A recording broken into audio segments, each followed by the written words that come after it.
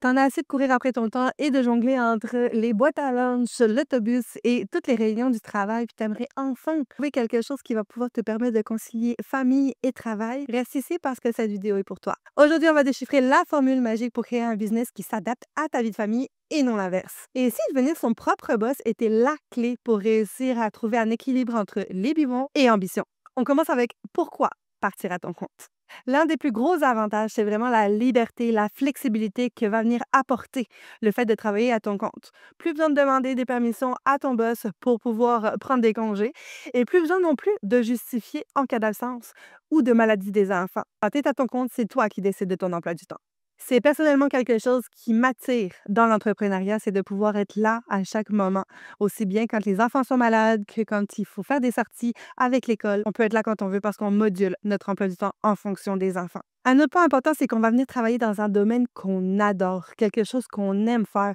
On n'ira pas au travail à reculons ou on n'ira pas au travail seulement pour payer les factures. On va venir créer quelque chose qui fait du sens pour nous et qui va faire du sens pour les autres, dépendamment du domaine que tu choisis. Et on va se le dire, c'est quand même gratifiant de faire plaisir aux autres aussi. Et le troisième élément, bien sûr, c'est l'aspect financier. Même si on en reparlera un petit peu plus tard parce que c'est pas tout de suite que tu vas pouvoir faire de l'argent avec ta business, l'aspect financier est quand même pas négligeable parce que tu n'as pas de plafond. Tu vas pouvoir aller topper le salaire que tu veux. Évidemment, ça va prendre des efforts, mais ton salaire annuel en tant que salarié ne pourrait pas vraiment être dépassé. Alors que quand tu es entrepreneur, tu peux aller chercher celui que tu veux. À plus que tu vas travailler pour, à plus que tu vas monter en salaire. Alors évidemment, c'est un vrai défi, mais c'est aussi une super de belle opportunité. Maintenant qu'on a vu pourquoi se lancer à son compte quand on est maman, on va voir les obstacles à surmonter quand on veut se lancer à son compte en tant que maman. La première chose, ça va être de savoir gérer son temps. On le sait, quand on est maman, le temps s'est rendu précieux. Et chaque minute où on peut passer du temps avec ses enfants, on a envie de le faire. Mais il faut savoir aussi qu'elle, son propre boss, ça a son lot de responsabilités. Et malheureusement, des fois, tu vas devoir faire des compromis entre être avec tes enfants ou travailler sur ton entreprise. C'est là que ça va être vraiment important de planifier ton temps et de faire le plus possible quand les enfants sont pas là. Alors, si j'avais un conseil pour toi, la première chose, ça serait de ne pas attendre le moment parfait parce qu'il y en a pas. À l'heure actuelle, je suis en train de tourner ma vidéo et mon fils vient juste de rentrer de l'école, mais je lui ai dit que j'avais un 30 minutes que je voulais consacrer à tourner la vidéo. Après ça, je vais être à 100% avec lui. Il neige aujourd'hui, on va aller pelleter. Tu peux aussi attendre que les enfants soient couchés, mais j'avoue que dans mon cas, c'est un petit peu compliqué parce que quand les enfants sont couchés, j'ai aussi envie de dormir. Et là, c'est la maman de 4 enfants qui a encore un bébé qui fait passer nuit qui te parle. C'est important, le sommeil. Tu vas aussi devoir apprendre à dire non. Ce qui n'est pas prioritaire pour toi ne devrait pas prendre ton temps. Je répète, si ce n'est pas prioritaire pour toi, ça ne devrait pas prendre ton temps. C'est-à-dire qu'en fonction des objectifs que tu as, si la chose qu'on te demande n'est pas sur ta liste de priorités, tu n'as pas à donner ton temps à cette chose-là. Avoir des enfants, ça prend tout son temps. Avoir une entreprise, ça prend encore plus de temps. Tu n'as pas besoin de t'encombrer avec des choses inutiles. Travaille pour toi. Et si jamais tu veux en apprendre plus sur une situation que j'ai vécue dernièrement, je t'invite à aller voir la vidéo qui est juste ici. Le deuxième obstacle que tu pourrais rencontrer, c'est les doutes et les peurs. On est les premiers à se mettre nos propres limites. T'hésites à te lancer et c'est complètement normal. Entre la peur de l'échec, la peur du jugement des autres, la peur de ne pas être légitime pour faire quelque chose, c'est 100% normal. Et j'ai même envie de te dire qu'il n'y a pas besoin d'être entrepreneur pour passer par là. Souviens-toi, le premier bébé que tu as eu, t'avais pas peur? Personnellement, je suis rentrée chez nous un petit peu découragée. Je me suis avachie dans mon canapé et j'ai regardé mon chum en lui disant « Ben maintenant, on est tout seul. » Alors, c'est quelque chose que tu as surmonté une fois, tu peux pas réussir encore une autre fois. Alors oui, c'est possible que tu perdes de l'argent. C'est possible aussi que tu perdes du temps. Oui, c'est possible que tu n'y arrives pas. C'est possible que les gens te jugent. En fait, tout ce que je viens de dire, c'est très probable que ça arrive. Mais avec chaque petit pas que tu vas faire pour ton entreprise, tu vas réussir à gravir les échelons de l'apprentissage. Et chaque chose que tu vas apprendre va te faire grandir en tant qu'entrepreneur. Arrête d'écouter tes peurs, lance-toi. Il n'y a jamais de bon moment. Jamais. Le meilleur moment, c'était hier. Puis si jamais tu n'as pas sauté le pas hier, c'est aujourd'hui. Là, maintenant. Tu penses à quelque chose?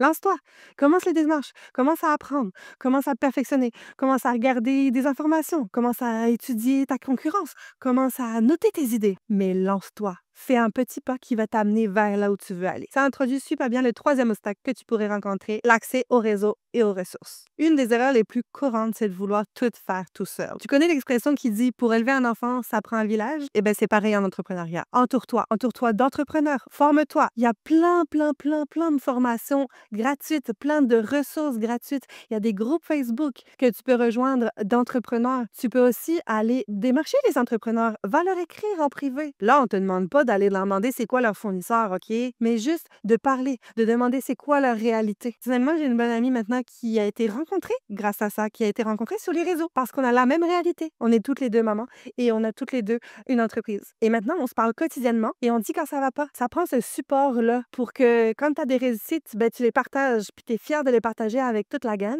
Des jours où ça va moins bien ou des jours où tu as des doutes, ben, les personnes que tu as été chercher un petit peu comme ça, elles sont là pour te rebooster puis te dire OK, go là, let's go. Ça va bien aller. On passe tout par là, ça va bien aller. Et là, tu vas me dire, Anne-Laure, c'est bien beau tout ça, mais on a vu pourquoi se lancer, quels obstacles on pourrait rencontrer, mais concrètement, comment on fait pour se lancer? Alors, c'est ça qu'on va maintenant. Le premier point avant de te lancer, c'est de faire de la recherche et de la planification. Lancer son business, ça ne veut pas dire foncer tête baissée et ne rien regarder autour de toi. Au contraire, prendre le temps de bien réfléchir, c'est essentiel dans la création de ton entreprise. Et si je peux donner quelques pistes de questions que tu pourrais te poser pour lancer ton entreprise, je vais te donner. Quel type de business te correspond? Quel produit? Quel service? Qu'est-ce que tu te vois offrir sur le long terme? Qui sont tes clients idéaux? À qui tu vas vendre tes produits et tes services? À qui tu veux vendre tes produits et tes services? Parce qu'on le sait, là, c'est beau d'avoir un produit, mais si tu n'as pas envie de travailler avec les hommes et que tu fais un produit exclusivement pour les hommes, ça ne marchera pas. Alors, à qui tu veux vendre tes produits et tes services? Une autre question, c'est quoi ton objectif? Est-ce que tu veux en faire un revenu d'appoint ou est-ce que tu veux en faire un revenu principal? Est-ce que tu veux 1 million? Ou est-ce que 20 000 par année, ça te suffit? C'est quoi ton objectif à toi? Le tien, là, pas celui du voisin, pas celui qui a monté une entreprise la même que la tienne. Non, non. Toi, c'est quoi ton objectif à toi? Attention, j'ai un petit conseil à te donner. Ne reste pas bloqué sur l'étape recherche. Il y a tellement de personnes qui continuent à rechercher, rechercher, rechercher. Et il manque des infos là, et il manque des infos là. Non, à plus que tu vas chercher, à plus que tu vas te créer des propres doutes à toi. Tu vas peut-être douter de ton produit, de ton service, de ta légitimité.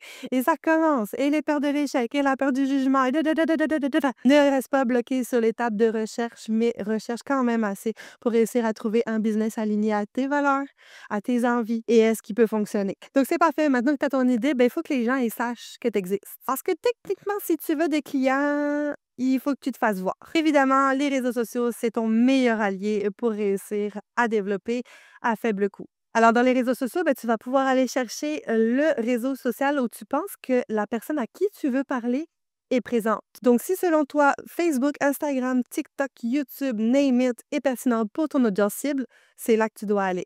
Tu vas pouvoir créer tes pages puis commencer à partager.